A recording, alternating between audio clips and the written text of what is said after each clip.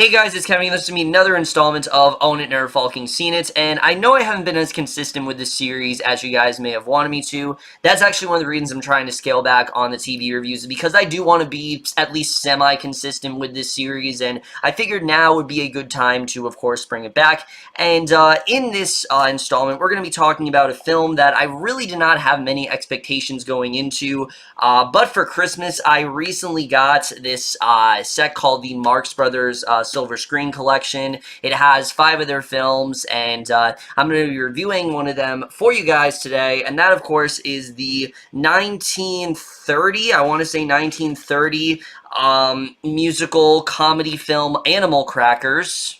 And what Animal Crackers is essentially about is we center on the character of Captain Spaulding, played by Groucho Marx. He is basically on this tour from Africa. He is going to this one socialite's house, and while he's there, this one character and her boyfriend basically get this idea that they are going to steal this painting, basically, and replace it with his art in the hopes of maybe finally showcasing his true ability, and that's really all there is to say. So, Animal Crackers in general, I really did not know how this movie was going to turn out. I have seen the Marx Brothers before.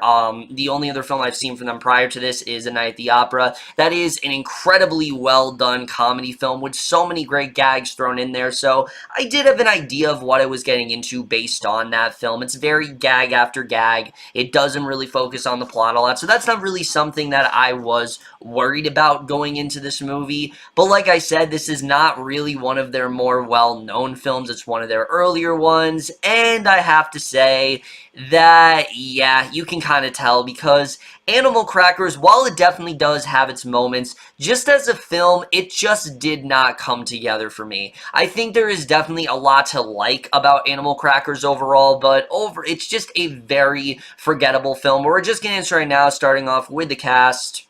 And without a doubt, that is easily the best thing about this movie. I mean, the Marx Brothers in general, they are highly regarded as one of the greatest comedy troupes of all time. And just from watching this movie, you can very well tell. I mean, each one of them has such a distinctive style of humor, whether it is Groucho's more dry delivery, or Harpo's more physical comedy, or Chico trying to swoon all these ladies and having this very sort of sly tone to him. They all really bring something different to the table, and they all really do a very good job. I thought all the performances were definitely very well done here. I was very impressed with what we did get from the Marx Brothers overall, and like I said, I think if all else fails, their humor at least does save the movie. I think they did work very well here. They definitely are a lot of fun to watch, and throughout the film, they definitely did keep me consistently entertained, and that is definitely something I will absolutely give this film for sure.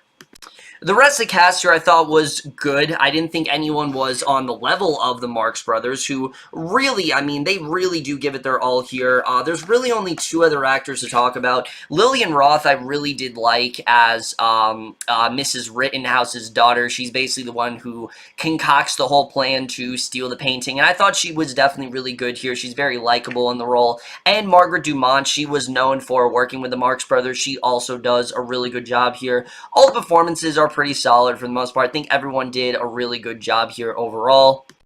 However, now we get to the biggest problem of this movie, which of course is the directing, and the writing as well. We'll also get to that, but I think the directing really is the biggest problem of this film, because while the movie definitely does work in the comedy respect, which, trust me, I was laughing a lot, and I'm not talking about small laughs. They were pretty much really big laughs.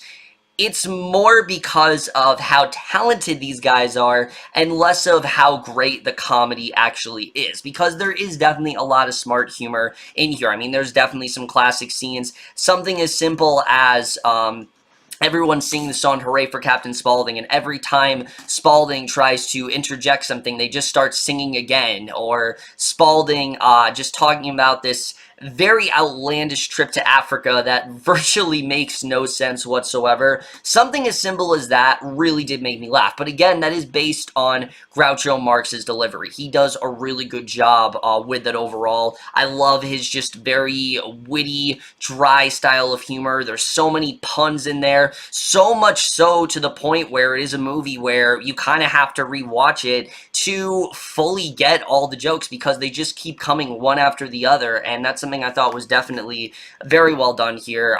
The jokes really are nonstop, and I think they were definitely very well done in that regard. Harpo as well, his physical comedy.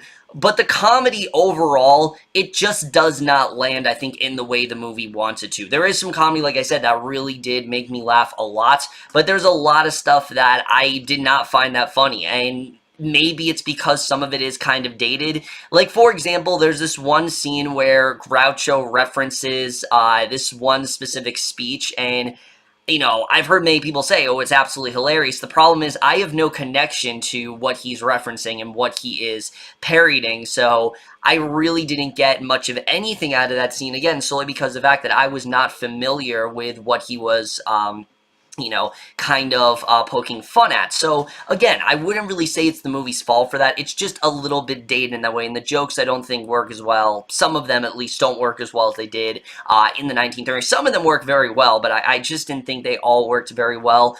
The biggest problem with this movie, though, is that it has a really hard time balancing tones. Because, like I said, the comedy is very consistent throughout the film. And because of that, the comedy really does overshadow everything else. Anytime the movie tries to get serious, it really does not work. It comes across as a completely different movie. Because there is a whole plot in this movie that I did say to you, but that feels very much more like a subplot. What I just said to you is very much just the subplot that kind of connects everything together. And whenever we go to it, it is good. I did think it was an interesting plot overall, but it just doesn't really fit into this movie. This is such a cartoony, outlandish film, and there's so many ridiculous moments that when you have things here that we are supposed to take seriously, it just really doesn't work at all, and I really did not feel those dramatic moments work. Also, the movie tries to be a musical at some points, and it's one of the weirdest attempts I've seen in quite a while, because while the movie is sort of a musical, it doesn't fully commit to that idea. It starts off as one where there's like musical numbers every 5 seconds and they just keep coming and coming. And then after this one number, it just kind of stops and it doesn't come back till very late in the third act. Now I'm talking like really late. Like we're talking at like the hour, like the hour 15 mark. Like that's how sporadic the musical numbers really are, and it just comes across as really jarring, and it just does not work in this film. And I think it all stems back to one thing, that this was a Broadway musical, and it really does feel like one. It does not really feel like a theatrical film. You know, this is when the Marx Brothers, they were still transitioning from vaudeville to the, you know, movie, you know, film stage and stage to screen. It just does not feel as natural as I think it really should. Again, their comedy is really great. These guys are very talented. They definitely know what they're doing. But as a whole, I just didn't really feel like the musical numbers really fit in this movie. Maybe they fit in the Broadway show, but I heard they cut out a significant chunk of them from the show, and it kind of left me wondering, what if they just cut them all out? What if they just kept in the Welcome Home Captain Spaulding, which that scene is great. You know, I have no problem with them keeping that in there. All the other musical numbers here, they're not bad. I do think they're good overall, but they just don't fit in this movie. And if they would have cut them out, I think honestly the movie would have been exactly the same. And I don't really have, you know, I would not really have had a problem with that if they just cut them out altogether. Also, the plot line, like I said, very much just feel like a subplot, and I understand they're not really going for a consistent plot here. It's much more focused on the jokes and, you know, the gag. It's a very gag after gag kind of film. That's completely fine. However, the plot in this movie doesn't really feel like one at all. And eventually, when they go back to it, it just feels a little bit too late, because then they start focusing on it a lot. And I do wish that they might have, you know, they focused on that just a little bit more, than they did here, because again, as much as I did enjoy some of the comedy, I will very much admit there are quite a few scenes that really just feel like padding. There's this one scene between Chico and Harpo where they're playing bridge with Margaret Dumont, and while it is a funny scene, it just kind of goes on and on and on for like 6 minutes, and it just drags on, and again, it just does not fit in this movie overall. I get what they were trying to do, I get that they were just trying to have a fun time, but again, it felt less like a movie and more like just a vaudeville sketch. It did not fit in the overall context of the film, at least in my opinion it didn't. And also, this film is a lot longer. This and The Coconuts are a lot longer than your average Marx Brothers films. Further down the line, their films would be about like an hour or something, you know, an hour or 9 minutes or something like that. In fact, Duck Soup, I think, is exactly that length. It might even be shorter than that, in all honesty, but I think you can really tell why they went that direction, because this movie is way too long, and honestly, as much as I did like the jokes, even they started to become a little bit too repetitive and too sour within the film's final act. The final act really does drag on, particularly after this one party scene. It really starts to drag after that, and for the first hour, I was really into it. Like, I was about to say, this is a really solid comedy, I really enjoyed it, but like I said, the jokes, they focus on them so much that everything else just feels very undercut. And when I saw something like A Night at the Opera, sure, the jokes were the main focus, but they did a really good job of integrating the plot line in with the jokes, and this movie just does not feel as natural. It feels like they're still having a hard time of keeping things consistent, and it just didn't really work overall. The way the movie does end, I did think was a lot of fun. I definitely did enjoy the ending overall. I thought that was really good. Also, the other thing I will give this film is, of course, there is a fourth Marx brother, that being Zeppo, and he sticks out like a sore thumb here, because aside from a couple little gags here and there, he has like nothing to do. He's basically the straight man of the group, and that's very much what he feels like. He just kind of feels like he's there, and he doesn't really have a place in this movie overall. So whenever he showed up and being like, oh yeah, that one, Zeppo's in this movie, it did not seem like they gave him much of a plot line. And again, I think it's because they focus more on, oh, look how funny Groucho is, oh, look how funny Harpo is.